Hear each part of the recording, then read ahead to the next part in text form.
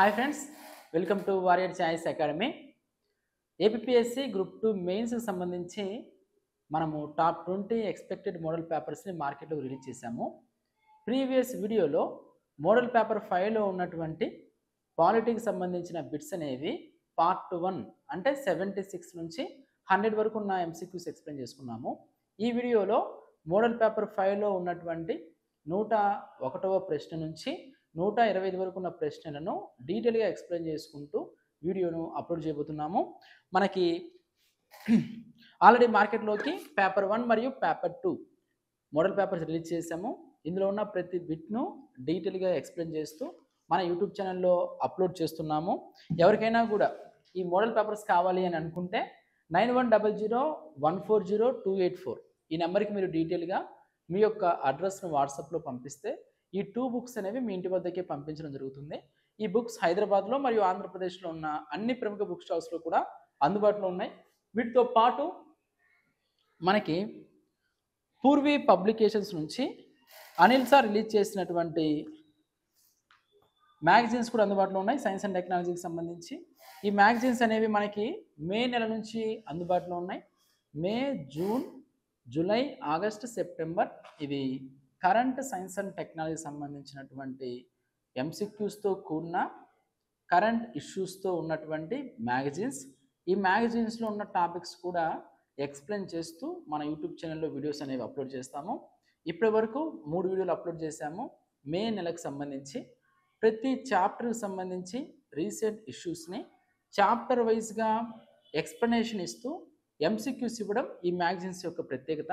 ఈ మ్యాగజైన్స్ కావాలనుకున్న వాళ్ళు కూడా మీ యొక్క అడ్రస్ని 9100140284 ఈ నెంబర్కి పంపిస్తే మీకు ఈ మ్యాగజైన్స్ కూడా పంపించడం జరుగుతుంది. వీటితో పాటు మనకు చిరంజీవి సార్ పుస్తకం మనకి రీసెంట్గా మార్కెట్లోకి విడుదలైంది. ఈ పుస్తకం కావాల్సిన వాళ్ళు కూడా మీకు కావాలి అనుకుంటే మీ యొక్క అడ్రస్ని పంపిస్తే ఈ బుక్ని కూడా మీకు పోస్టర్ ద్వారా పంపించడం జరుగుతుంది. ఓకేనా? ఎవరైతే ఫస్ట్ టైం మన యూట్యూబ్ ఛానల్ చూస్తున్నారో మన యూట్యూబ్ ఛానల్ సబ్స్క్రైబ్ చేసుకోండి. మన యూట్యూబ్ ఛానల్లో వారియర్ చాయిస్ అకాడమీ యూట్యూబ్ ఛానల్లో మనకి మోడల్ పేపర్స్ ఎక్స్ప్లెనేషన్ మరియు ఎగ్జామ్ పాయింట్ ఆఫ్ వ్యూలో ముఖ్యంగా ఏపీఎస్సి గ్రూప్ 2కి సంబంధించిన తాజా సమాచారము, తెలుగు అకాడమీలో ఉన్న ఎకానమీకి సంబంధించిన అంశాలను కరెంట్ ఎకానమీకి జోడిస్తూ వీడియోస్ అనేవి అప్లోడ్ చేసుకుంటున్నాము. మన యూట్యూబ్ ఛానల్ ఇంకా ఎవరైనా సబ్స్క్రైబ్ చేసుకోకపోతే సబ్స్క్రైబ్ చేసుకోండి.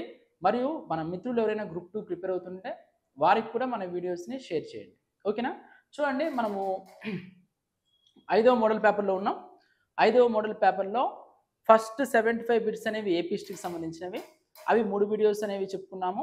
ఆ తర్వాత 76 నుంచి 100 వరకు ఉన్నటువంటిది పాలిటిక్స్ సంబంధించి ఆ వీడియో కూడా చెప్పుకున్నాము.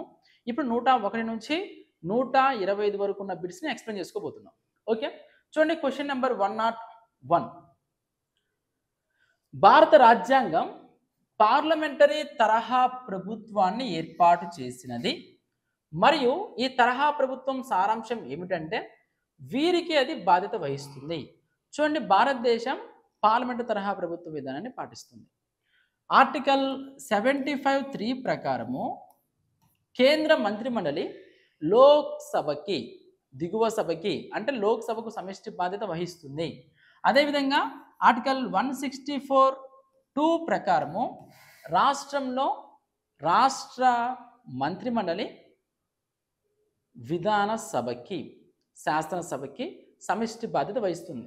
ఏంటి సమిష్టి బాధ్యత అంటే లోక్సభలో లేదా విధాన సభలో మెజారిటీ కలిగి ఉన్నంత వరకు మాత్రమే అధికారంలో ఉండడం. అది పార్లమెంటరీ తరహా ప్రభుత్వ విధానానికి సంబంధించిన ముఖ్యమైన లక్షణం. సో ఇక్కడ మనకి ప్రశ్న ఏంటంటే భారత రాజ్యాంగం పార్లమెంటరీ తరహా ప్రభుత్వాన్ని ఏర్పాటు చేసింది మరియు ఈ తరహా ప్రభుత్వం సారాంశం ఏమిటంటే వీరికి అది బాధ్యత వహిస్తుంది. ఎవరికి బాధ్యత వహిస్తుంది? భారత ప్రజలక, అధ్యక్షుడిక, ప్రధానమంత్రిక, శాసనసభక అంటే శాసనసభకి, అదే కేంద్రంలో అయితే లోక్సభకి. ఓకే, 101 దానికి answer D. Next question number 102. ప్రతిపాదన హేతువు. చూడండి, ఇలాంటి ప్రశ్నలు మనకి ఎగ్జామ్ పాయింట్ ఆఫ్ వ్యూ చాలా చాలా ఇంపార్టెంట్. అది ఏ సబ్జెక్ట్లో అయినా కానివ్వండి. అసెషన్ రీజన్, ప్రతిపాదన ఒకటి ఇస్తారు, దానికి హేతువు కూడా ఒకటి ఇస్తారు. ఆ రెండు కూడా విడివిడిగా సరైనవా సరైన వివరణ, ఏది సరైనది అని మనకు సరైన సమాధానం గుర్తించాలి అంటే కాన్సెప్ట్ మీద పూర్తిగా ఐడియా ఉన్నప్పుడు మాత్రమే మనం సరైన సమాధానం పెట్టడానికి ఆస్కారం ఉంది. ఇలాంటి ప్రశ్నలను నెంబర్ ఆఫ్ టైమ్స్ ప్రాక్టీస్ చేసినప్పుడే మెయిన్ ఎగ్జామ్లో మనము కరెక్ట్ ఆన్సర్ పెట్టగలం. ఓకేనా? చూడండి ఇక్కడ ఏమి ఇచ్చారు. భారతదేశం లాంటి పార్లమెంటరీ ప్రజాస్వామ్యంలో ఒకవేళ దిగువ సభలో ప్రభుత్వానికి వ్యతిరేకంగా అవిశ్వాస తీర్మానం ఆమోదించబడితే ప్రభుత్వం అధికారం కోల్పోతుంది. కరెక్టే కదా? కరెక్టే. మంది పార్లమెంట్ తరహా ప్రభుత్వము, దిగువ సభలో మెజారిటీ ఉండాలి. అవిశ్వాస తీర్మానం ప్రవేశపెడితే కనుక, ఆ అవిశ్వాస తీర్మానం ఆమోదించబడితే కనుక ప్రభుత్వం రాజీనామా చేయాల్సిందే. కరెక్ట్. భారత రాజ్యాంగం లోక్సభలో అవిశ్వాస తీర్మానాన్ని ఆమోదించడం ద్వారా ప్రధానమంత్రిని తొలగించడాన్ని కల్పించింది. ప్రధానమంత్రిని తొలగించవచ్చా లేదా లోక్సభ అవిశ్వాస తీర్మానం ద్వారా? ఇది కూడా కరెక్టే. అయితే ఈ రీజన్ అనేది ప్రతిపాదనకు సరైన వివరణ కాదు. అవిశ్వాస తీర్మానం పార్లమెంట్ ద్వారా ప్రభుత్వ విధానం కాబట్టి ప్రధానమంత్రిని తొలగించడం కోసము అవిశ్వాస తీర్మానం ప్రవేశపెట్టడం ఒకటి. అంతేగాని ప్రధానమంత్రిని తొలగించడం కోసం మాత్రమే పార్లమెంట్ తరహా విధానం ద్వారా అవిశ్వాస తీర్మానాన్ని ప్రవేశపెట్టలేదు. కాబట్టి ఇక్కడ మనకి ఏ మరియు ఆర్ రెండు విడివిడిగా సరైనవి, కానీ ఆర్ ఏకు సరైన వివరణ కాదు. ఇచ్చిన రెండు అంశాలు కరెక్టే, కానీ ఏకి ఆర్ సరైన వివరణ కాదు. 102 దానికి answer B. Next question number 103. ఈ కింది వ్యాఖ్యలను పరిశీలించండి. మనకు రెండు స్టేట్మెంట్ ఇచ్చారు, అవి ఏంటో చూద్దాం. భారత రాష్ట్రపతి తన 5 సంవత్సరాల పదవీ కాలం ముగిసిన అనంతరం విరమించే రాష్ట్రపతి తన ఉత్తర రాష్ట్రపతి పదవిని చేపట్టేంత వరకు పదవిలో కొనసాగుతారు. చూడండి, మనకు రాష్ట్రపతి పదవీ కాలం ఆర్టికల్ 56 తెలియజేస్తుంది. రాష్ట్రపతి పదవీ కాలం 5 సంవత్సరాలు. ఆయన పదవీ కాలం ముగిసిన వెంటనే ఆయన పదవి నుంచి దిగిపోరు. నూతన రాష్ట్రపతి పదవీ బాధ్యతలు చేపట్టే వరకు ఆయన పదవిలో ఉంటారు. కొన్ని సందర్భాల్లో ఏదైనా అత్యవసర పరిస్థితులు ఉంటాయి, కరోనా లాంటి సిచ్యువేషన్ వచ్చింది అనుకుందాం, అప్పటికప్పుడు ఆయన పదవీ కాలం అయిపోయింది కదా అని చెప్పేసి వెళ్ళిపోడు. ఒకవేళ ఎలక్షన్స్ డిలే అవుతున్నాయి, రాష్ట్రపతి ఎలక్షన్స్ డిలే అవుతున్నాయి కదా, నేను వెళ్ళిపోతానని చెప్పేసి వెళ్ళిపోరు. భారత రాష్ట్రపతి పదవీ కాలం పూర్తి అయినప్పటికీ నూతన రాష్ట్రపతి పదవీ బాధ్యతలు చేపట్టే వరకు పాత రాష్ట్రపతి పదవిలో కొనసాగడాన్ని ఇంటరెగ్నం అంటారు. ఏమంటారు? ఇంటరెగ్నం. ఇది కూడా మనకి ఎగ్జామ్ పాయింట్ ఆఫ్ వ్యూ చాలా చాలా ఇంపార్టెంట్. తర్వాత రాష్ట్రపతి ఎన్నికల కొరకు ఎన్నికల గణం ఢిల్లీ మరియు పుదుచ్చేరి శాసనసభలకు ఎన్నిక కాబడిన సభ్యులతో కూడా కూడుకుని ఉంటుంది. చూడండి, మనకు ఆర్టికల్ 54 అనేది ఎలక్టోరల్ కాలేజీ గురించి తెలియజేస్తుంది. రాష్ట్రపతిని ఎన్నుకునే ఎలక్టోరల్ కాలేజీ. ఇందులో లోక్సభకు ఎన్నిక కాబడిన సభ్యులు 543 మంది, రాజ్యసభకు ఎన్నిక కాబడిన సభ్యులు 233 మంది. అంటే నామినేటెడ్ సభ్యులు ఉంటారా? ఉండరు. అదేవిధంగా రాష్ట్ర విధానసభ సభ్యులకు ఎన్నికైన సభ్యులు అంటే ఎమ్మెల్సీలు ఉంటారా? ఎమ్మెల్సీలు ఉండరు. మొత్తం మనం చూసుకుంటే వీళ్ళందరూ కూడా కలిసి రాష్ట్రపతిని ఎన్నుకుంటారు, ఎన్నుకోబడిన సభ్యులు మాత్రమే. అదే మనం రాష్ట్రపతిని తొలగించేదనుకోండి, నామినేటెడ్ సభ్యులు ఉంటారా? ఉండరా? ఉంటారు. ఎమ్మెల్యేలు ఉంటారా? ఎమ్మెల్యేలు రాష్ట్రపతిని తొలగించే దాంట్లో ఉండరు, ఎన్నుకునే దాంట్లో ఉంటారు. అయితే రాష్ట్రపతిని ఎన్నుకునే ప్రక్రియ ఐర్లాండ్ నుంచి గ్రహించాం మనం. అందులో భాగంగా ఢిల్లీ మరియు పాండిచ్చేరి ఏంటవి? కేంద్రపాలిత ప్రాంతాలు. శాసనసభ కలిగిన కేంద్రపాలిత ప్రాంతాలు. మొదట్లో ఢిల్లీ పాండిచ్చేరి ఎమ్మెల్యేలకు రాష్ట్రపతి ఎన్నికల్లో ఓటు వేసే అధికారం లేదు. అయితే 70వ రాజ్యాంగ సవరణ ద్వారా, చూడండి 70వ సవరణ 1992 ఢిల్లీ మరియు పాండిచ్చేరి శాసనసభ్యులు కూడా ఓటు వేసే అధికారం కల్పించారు. అది అమల్లోకి వచ్చింది 1995. 1997 రాష్ట్రపతి ఎన్నికల్లో ఫస్ట్ టైం ఢిల్లీ మరియు పాండిచ్చేరి శాసనసభ్యులు ఓటు వేశారు.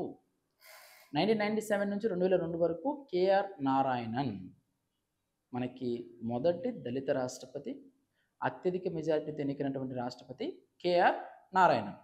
ఓకే, మనకి ఇక్కడ 2 పాయింట్లు కరెక్టే. 103వ దానికి ఆన్సర్ 1 మరియు 2.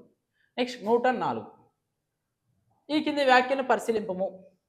భారత రాష్ట్రపతి రాజ్యాంగమును ఉల్లంఘించిన ఆరోపణలపై అభిశంసన కొరకు సభ ఆరోపణలు దాఖలు చేయాలంటే చూడండి మనకు ఆర్టికల్ 61 మహాభియోగ తీర్మానం. మహాభియోగ తీర్మానం రాష్ట్రపతిని తొలగించే విధానం అమెరికా నుంచి గ్రహించాము. లోక్సభలో అయినా ప్రవేశపెట్టవచ్చు, రాజ్యసభలో అయినా ప్రవేశపెట్టవచ్చు. లోక్సభలో ప్రవేశపెట్టాలన్నా, రాజ్యసభలో ప్రవేశపెట్టాలన్నా ఆ సభ సభ్యులలో 1/4 వంతు సభ్యుల సంతకాలతో కూడిన తీర్మాన నోటీస్ని 14 రోజుల ముందుగా ఆ సభాధిపతికి ఇవ్వాలి. ఆ తర్వాత మొదటి సభలో ఓటింగ్ జరుగుతుంది, 2/3 వంతు మెజార్టీ. ఆ తర్వాత సభ మొత్తం కానీ కమిటీ కానీ విచారిస్తుంది. రాష్ట్రపతి స్వయంగా కానీ తన ప్రతినిధి ద్వారా కానీ వివరణ ఇచ్చుకోవచ్చును. రెండో సభ కూడా 2/3 వంతు మెజారిటీ ఇస్తే అప్పుడు ఆయన పదవి నుంచి కోల్పోతారు. ఇప్పటి వరకు భారతదేశంలో ఏ రాష్ట్రపతి మీద మహాభియోగ తీర్మానం ఆమోదించబడలేదు. వివి గిరి గారి మీద మాత్రం ప్రవేశపెట్టారు. ఇది మనకు మహాభియోగ తీర్మానం సంబంధించి. ఇందులో మనకి ఏమి ఇచ్చారో చూద్దాం.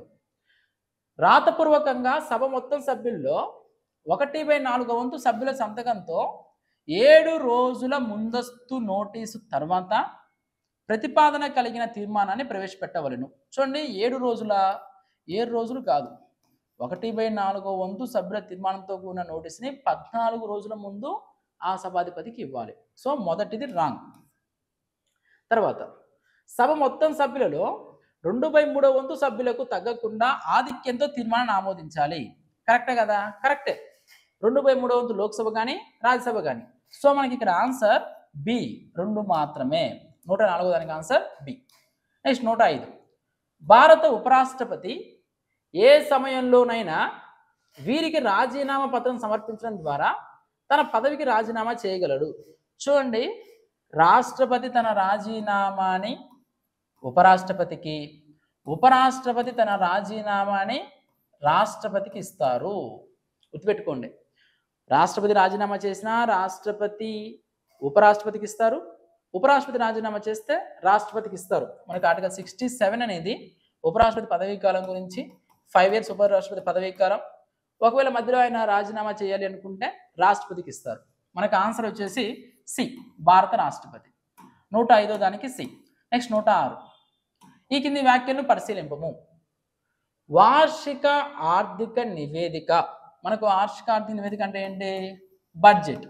బడ్జెట్ అనేది ఆర్టికల్ 112.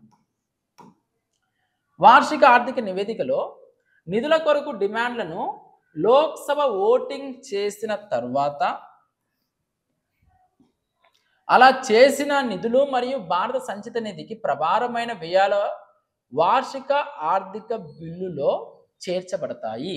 చూడండి, మనకి బడ్జెట్ అయిన తర్వాత బడ్జెట్ ప్రవేశపెట్టారు, ఓటింగ్ జరిగింది, అయిపోయింది. ఇప్పుడు డిమాండ్ చేశారు, దానికి కేటాయింపులు ఎంత చేయండి, దీనికి కేటాయింపులు ఎంత చేయండి. చేసిన తర్వాత మళ్ళీ కలుపుతారా అంటే ఓటింగ్ చేయక ముందైతే కలిపే అవకాశం ఉంది, కానీ ఓటింగ్ చేసిన తర్వాత కలుపుతారా అంటే అవి కలపరు. ఓటింగ్ చేసిన తర్వాత కలపరు. తర్వాత బడ్జెట్ యొక్క ప్రతిపాదిత పన్నులు వినియోగాధికార బిల్లులో చేర్చబడతాయి. చూడండి, పన్నులు ఆర్టికల్ 265 చట్ట ప్రకారం తప్ప ఏ విధంగా కూడా పన్ను విధించకూడదు. అప్రాప్రియేషన్ బిల్, వినియోగ బిల్ అంటే ఏంటి? ఆల్రెడీ బడ్జెట్ అలొకేషన్స్ అయిపోయిన తర్వాత వివిధ శాఖల నుంచి విడుదల చేయబడే అమౌంట్కు సంబంధించినదే అప్రాప్రియేషన్ బిల్. దాని మీద ఓటింగ్ కూడా పెట్టకూడదు, కోత కూడా విధించకూడదు. ఇక్కడ వినియోగాధికార బిల్లులో ఆ పనుల గురించి చర్చిస్తారా? చర్చించరు. మనకు 2 కూడా రాంగ్ ఆన్సర్స్.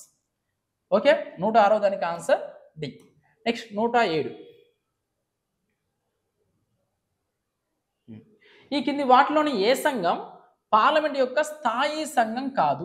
ఈ ఆధునిక యుగంలో ఒక బిల్లు చట్టంగా మారాలి అంటే అనేక దశలు ఉంటాయి. అందులో ముఖ్యంగా కమిటీలు కీలక పాత్ర పోషిస్తాయి. ఈ కింది వాటిలో స్థాయి సంఘం కానిది ఏంటని అడిగారు.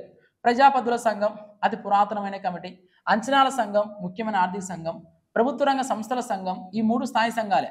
ఆర్థిక మంత్రిత్వ శాఖ సంప్రదింపుల సంఘము అనేది స్థాయి సంఘం కాదు. 107 దానికి answer D. Next question number 108. దేశానికి మంచి చేసే ఏ విషయంలోనైనా పార్లమెంట్ చట్టాలు చేసే అధికారం కలిగి ఉంటుంది. ఈ కింది విషయంలో తప్పు సమాధానం గుర్తించండి. చూడండి, మనం ఇక్కడ చూసుకుంటే భారతదేశం సమాఖ్య విధానాన్ని పాటిస్తుంది. సమాఖ్య కేంద్ర రాష్ట్రాల మధ్య అధికారాల పంపిణీ. కేంద్ర జాబితా, రాష్ట్ర జాబితా, ఉమ్మడి జాబితా. కేంద్ర జాబితాలో ఉన్న అంశం మీద చట్టం చేసే అధికారం కేంద్రానికి, రాష్ట్ర జాబితాలో ఉన్న అంశం మీద చట్టం చేసే అధికారం రాష్ట్ర శాసనసభకు. అదేవిధంగా ఉమ్మడి జాబితాలో కేంద్రానికి మరియు రాష్ట్రానికి ఉంటుంది. ఇన్ కేసు క్లాష్ వస్తే కేంద్రానికి ఎక్కువ అధికారం ఉంటుంది. పై 3 జాబితాల్లో లేని అంశము అవశిష్ట అంశం. అవశిష్ట ఒక అంశం అవశిష్ట అంశమా కాదని చెప్పేది సుప్రీంకోర్టు. అయితే మనకి ప్రశ్న ఏమడిగారు? తప్పు సమాధానం ఏంటని అడిగారు. 2 లేదా అంతకన్నా ఎక్కువ రాష్ట్రాల కోరిక మేరకు పార్లమెంట్ చట్టం చేస్తుందా లేదా? చేస్తుంది. మనకి శాసన సంబంధాల విషయంలో 2 లేదా అంతకన్నా ఎక్కువ రాష్ట్రాలు కనుక అడిగితే ఒక విషయం మీద, ఆ విషయం మీద చట్టం చేస్తుందా లేదా పార్లమెంట్ అంటే చేస్తుంది. అది పాయింట్ ఏంటి? చేసినటువంటి శాసనం లేదా చట్టము అనేది సంబంధిత రాష్ట్రాలకు మాత్రమే ఉంటుంది. నెక్స్ట్, అంతర్జాతీయ ఒప్పందాల శాసనాల విషయంలో ప్రభావం చూపడానికి. కరెక్టే కదా? కరెక్టే. మనకు ఇతర దేశాలతో ఒప్పందాలు చేసుకుంటూ ఉంటారు. రష్యాతోనో, చైనాతోనో, ఫ్రాన్స్తోనో, అమెరికాతోనో. కేంద్రం అంటే ఏంటి? అన్ని రాష్ట్రాల కలయికనే. అలాంటి సందర్భంలో ఆ శాసనాన్ని ఇంప్లిమెంట్ చేయడానికి మనకి కేంద్రం చట్టం అనేది చేస్తుంది. సో అది కూడా కరెక్టే. యూనియన్ టెరిటరీ, రాష్ట్ర ప్రభుత్వాలు రెండిటికి ఉభయ పట్టికలో విషయాల్లో స్వేచ్ఛ ఉంటుంది. చూడండి, ఉమ్మడి జాబితాలో రాష్ట్రానికి మాత్రమే ఉంటుంది, యూనియన్ టెరిటరీ అనేది ఉండదు. రాష్ట్రాలకు కూడా పూర్తి స్వేచ్ఛ ఉంటుందా? పూర్తి స్వేచ్ఛ ఏమి ఉండదు. కేంద్రం యొక్క పరిమితులకు లోబడి మాత్రమే ఉంటుంది. సో ఇదే తప్పు సమాధానం. 108 దానికి ఆన్సర్ సి. నెక్స్ట్ 109. ఒక రాష్ట్ర ప్రభుత్వం ఒక చట్టాన్ని పాస్ చేసి కొన్ని నిబంధనలు పెట్టి ఇతర రాష్ట్రాల నుంచి దిగుమతి చేసుకోవచ్చు. అలాంటి చట్టం శాసనసభలో పెట్టే ముందు ఎవరి అనుమతి కావాలి? చూడండి, రాష్ట్ర భౌగోళిక సరిహద్దుల్లో అనుకోండి, ఆ రాష్ట్ర గవర్నర్ సరిపోతుంది. ఇతర రాష్ట్రాలు అని అడిగారు కాబట్టి ఇతర రాష్ట్రాల నుంచి అయితే కంపల్సరీ రాష్ట్రపతి యొక్క అనుమతి ఉండాలి. 109 దానికి answer B. Next question number 110. సర్వోన్నత న్యాయస్థానం గురించి సరైన సమాధానం గుర్తించండి. మనకు సుప్రీంకోర్టు గురించి అడిగారు. సర్వోన్నత న్యాయస్థానం చూడండి, భారతదేశ న్యాయస్థానము అనేది ఏకీకృతమైనది మరియు స్వతంత్ర న్యాయ వ్యవస్థ మనం కలిగి ఉన్నాము. ఇక్కడ మనకు సర్వోన్నత న్యాయస్థానం గురించి ప్రశ్నలు ఇచ్చారు. చూద్దాం ఏంటి ఇది. సర్వోన్నత న్యాయస్థానాధిపతి తన రాజీనామా హైకోర్టు జడ్జికి ఇస్తారు. కాదండి, మన సిజేఐ తన యొక్క రాజీనామాను రాష్ట్రపతికి ఇస్తారు. తాను ఇచ్చిన తీర్పులను పునఃపరిశీలించే అధికారం సర్వోన్నత న్యాయస్థానానికి లేదు. ఎందుకు లేదు? ఉంది. మనకి రివ్యూ పిటిషన్లు వేస్తుంటారు. అట్ ది సేమ్ టైము ఇప్పుడు గోలక్నాథ్ కేసులో ఇచ్చిన తీర్పు కేశవంత్ భారతి లేదు. రతినామ్లో ఇచ్చిన కేసు తీర్పు జ్ఞాన్కౌర్ కేసులో వేరు.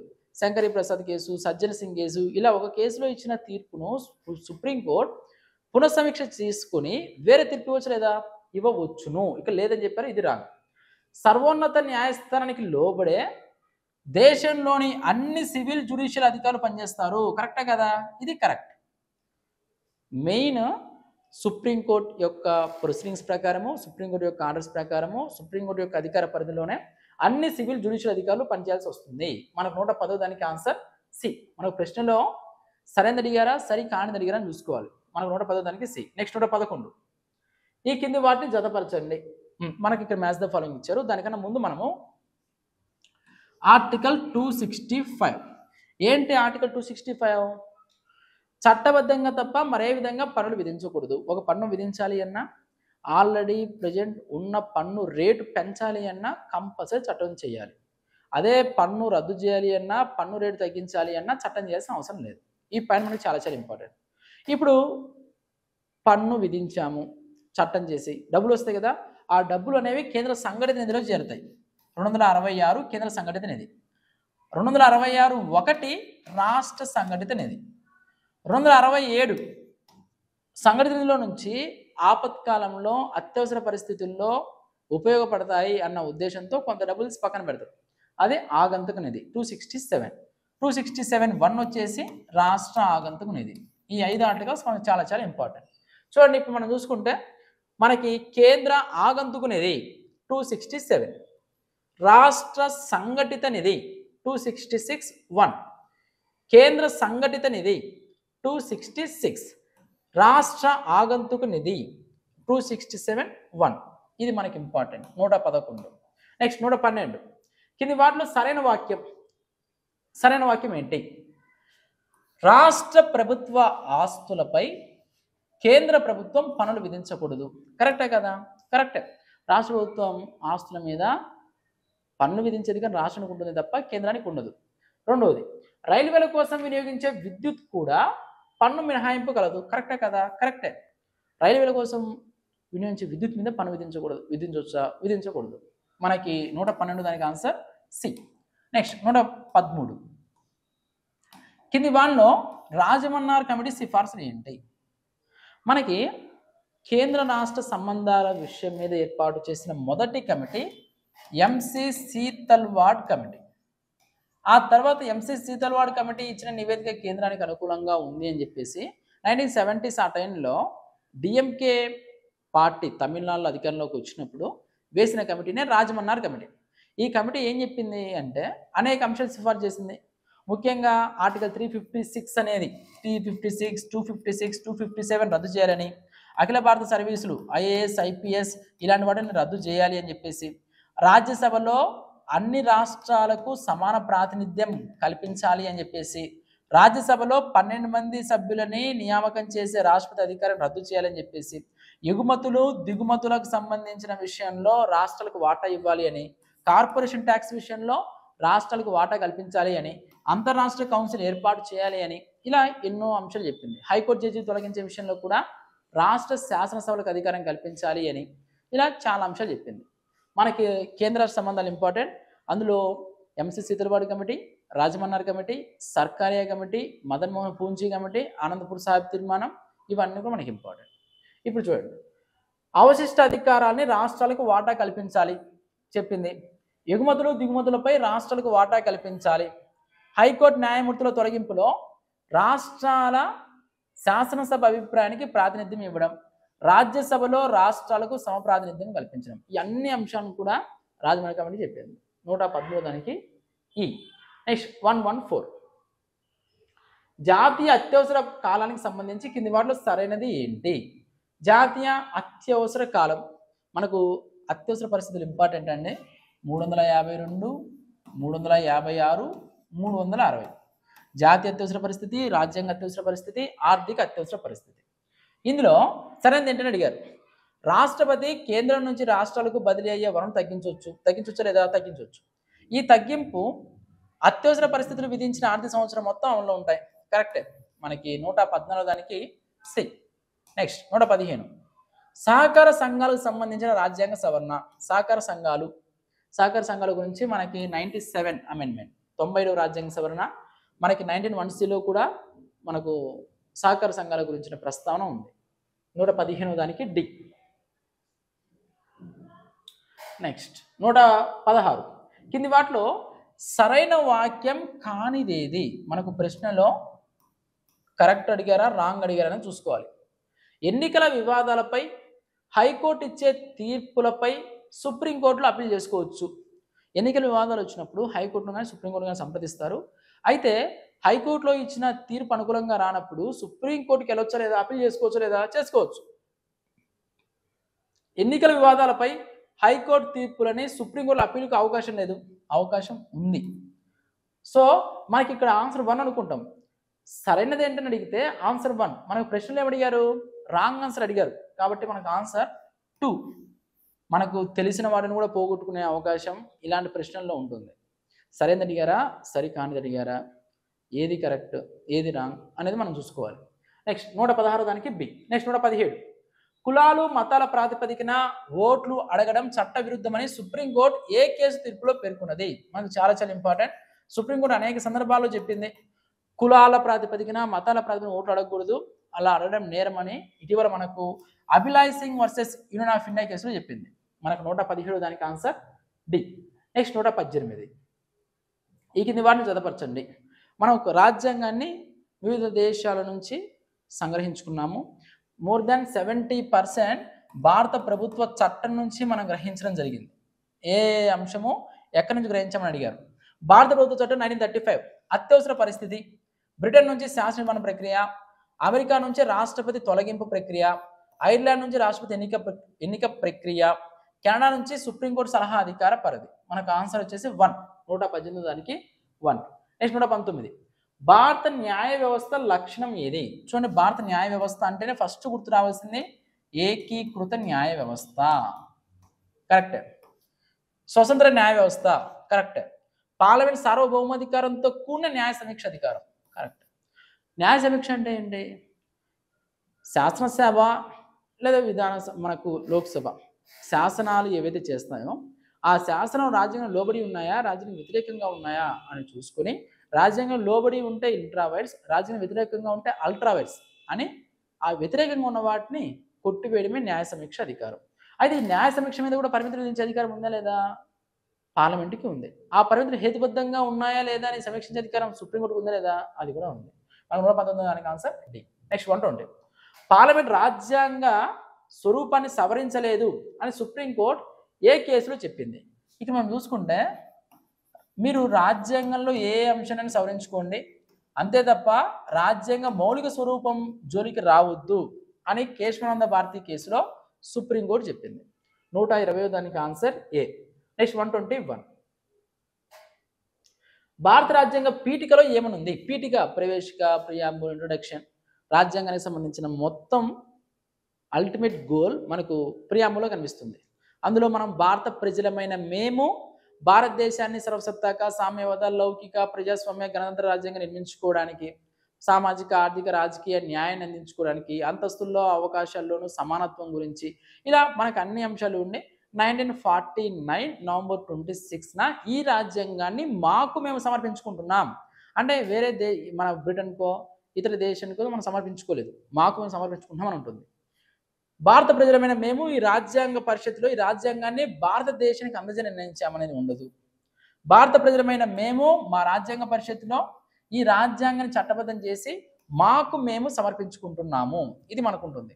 భారత ప్రజలమైన మేము రాజ్యాంగ పరిషత్ యొక్క ప్రతినిధుల ద్వారా ఈ రాజ్యాంగాన్ని చట్టబద్ధం చేసి మాకు మేము సమర్పించుకుంటున్నాం. ప్రతినిధుల ద్వారా అనే పదం ఉండదు.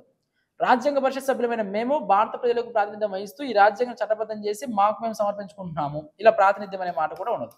మనకు ఆన్సర్ 121కి బి. నెక్స్ట్ 122. భారత రాజ్యాంగం లౌకిక రాజ్యం. మనకు ప్రియాంబుల్లో ఉంటుంది. లౌకిక అంటే ఏంటి?